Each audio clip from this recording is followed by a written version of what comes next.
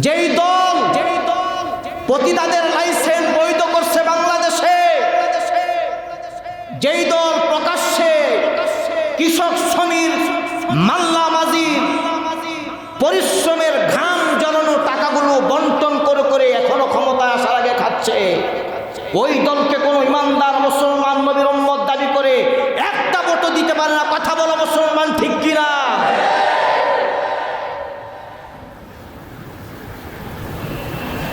আমার জিন্দিগিতে কোনোদিন রাজনীতি আমি করি না, একটা ভোটই দিছি বেশে করে, অর্থাৎ বাড়িতে গেছি দেওয়ান লাগবো, হাত ফাঁকে মেরে দিছি, দেখছি যে এগুলোর মধ্যে ভালো কি, অর্থাৎ একজনে একটা তবিয়ত থাকে না। আমার ওই রাজনীতি এগুলো আমার বেশি পছন্দ হয় না, অনেক দল থেকে টানাটানি করে। আমি শুধু পড়াই, ইমামতি করি, আর দিনের ফেরিওয়ালা। কিওয়ালা? দিনের ফেরিওয়ালা। ঘুরে ঘুরে ঘুরে ঘুরে কোরআন এবং সুন্নাহর কথাগুলো মানুষের ধারে ধারে প্রান্তে প্রান্তে বলি মুহতারাম হাজির। আমার আলোচনা যদি শুনতে চান আজানের আগে চলে আসতে হবে।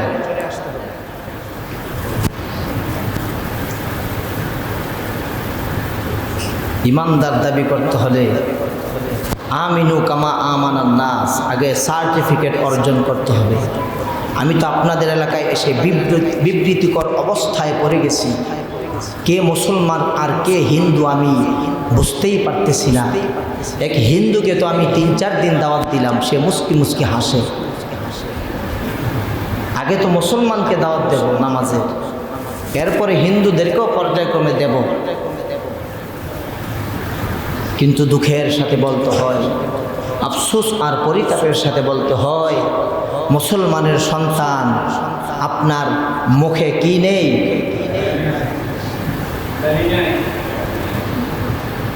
আপনি যদি সহজভাবে বলি, নৌকা আর ধানের শীষ করেন, বাড়ির গাছের উপরে যদি ধানের শীষ মার্কা না টানান, নৌকার মার্কা টানান, ভাগ বন্টন যে করে পাইবেন কিছু?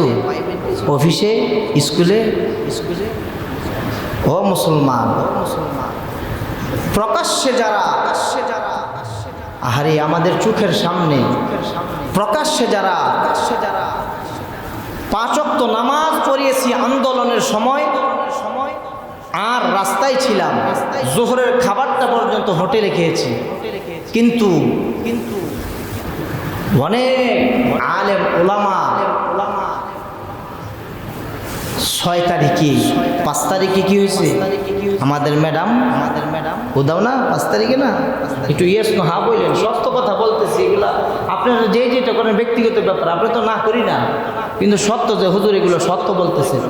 ম্যাডাম যখন চলে গেল 6 তারিখে, বাংলাদেশের নিরহ অসহায় একেবারে বেগুনা মাসুম আলেম ওলামাদের চাকরিগুলো চলে গেছে।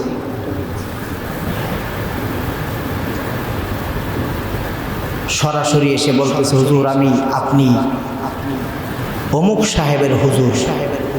আসলে হুজুরে কোনো কি করে না, রাজনীতি। অনেক মানুষ আমাদেরকে বলেছে। ইমাম শব্দের অর্থে কি বলেন তো দেখি? আমরা কি ইমামদেরকে নেতার পর্যায়ে রাখি?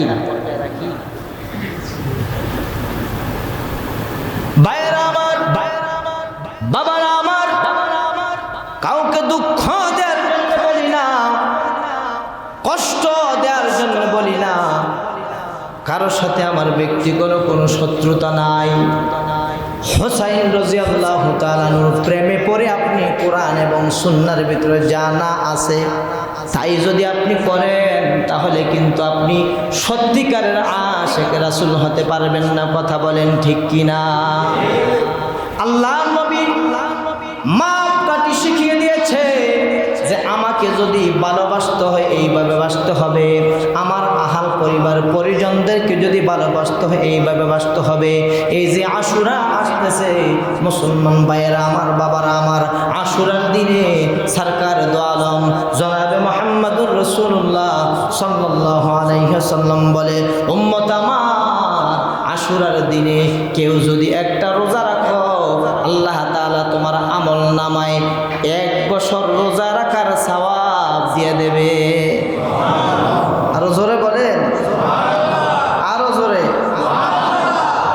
এই যে দেখেন, দেখে দেখে বলতেছি, সিয়ামু ইয়াউমি আশুরা ইন্নী আহতাসিবু আলাল্লাহি আইয়ুকাফিরা সানাতাল্লাতী ক্বাবলাহু ওয়া সানাতাল্লাতী বা'দাহু।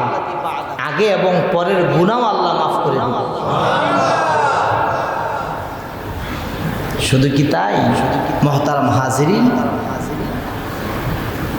হোসাইন রাদিয়াল্লাহু তাআলা আনহুর মৃত্যুর ঘটনাকে আমরা কারবালা বানিয়ে ফেলেছি, আশুরার দিন, মুহররমের দিন বানিয়ে ফেলেছি। আসলে বিষয়টা এমন না। ওনার মৃত্যুর কারণ আরও অনেক কিছু আছে, এইগুলা রাখলাম আগামী সপ্তাহে আল্লাহ যদি বাঁচায়। কিন্তু হোসাইন রাদিয়াল্লাহু তাআলা আনহুর জন্মে আশুরা নাম। আশুরাটা হলো মূসা পয়গম্বর আলাইহিস সালাম যখন বনি ইসরাইলের লোকদের কবলে পড়েছে, আর ওনার কিছু অনুসারীদেরকে নিয়ে একদিকে দেখা যায় শত্রু দল, আরেক দিকে দেখা যায় সামনে সাগর।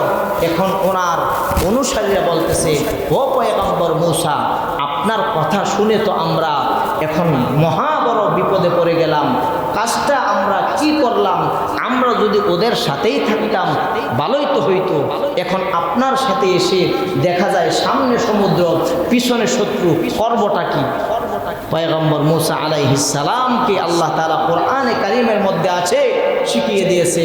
আমাদের যুক্তিতে বলে যে লাঠি দ্বারা যদি পানির মধ্যে আঘাত করে আর কি হবে, বেশি থেকে বেশি হলে পানি একটু ছিটকাবে, নচেত লাঠি যদি ভারী হয় ডুবে যাবে, আর যদি পাতলা হয় বেশি থাকবে।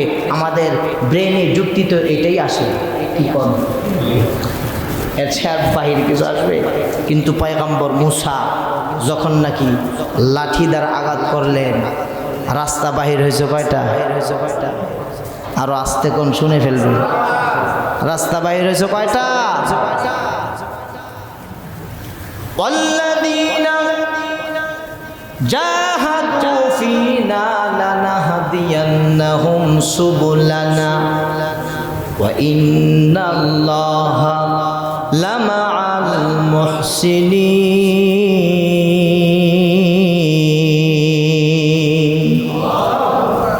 আল্লাহ বলে দ্বীনের জন্য, ইসলামের জন্য কষ্ট মুজাহাদা যারা করবে, আমি আল্লাহ তাআলা তাদের জন্য একাধিক রাস্তা খুলে দেব। মূসা পয়গম্বরের জন্য রাস্তা খুলে দিয়েছে, ওনার অনুসারীদেরকে নিয়ে উনি পার হয়ে গেছে, আর ফেরাউনকে আল্লাহ তাআলা ডুবিয়ে মেরেছে। ও মুসলমান, এখান থেকে কি শিক্ষা?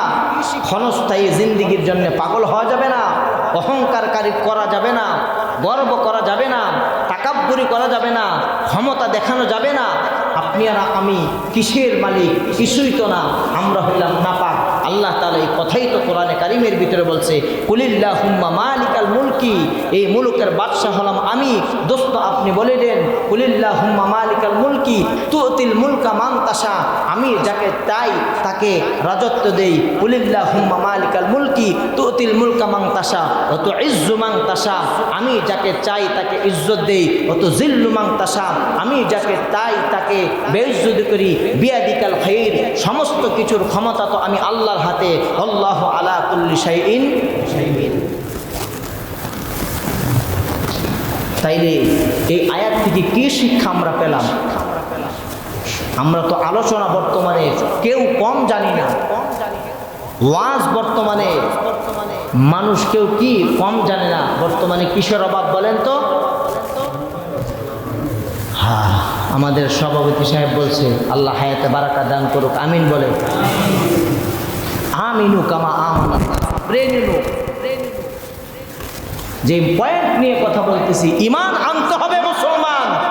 এ নওজোয়ান যুবক, দুনিয়ার রঙিন আশা বাদ দাও। ইতালি যাইবা, কামাই করবা 50 বছর 40 বছর, এরপরে বড় একটি বাড়ি করবা। বাদ দাও রঙিন আশা। বাড়ি করছো, ভবন করছো, আসলা, বিবি নিয়ে আসতেছো, রাস্তায় অ্যাক্সিডেন্ট হয়ে মারা গেছো, এমন ঘটনা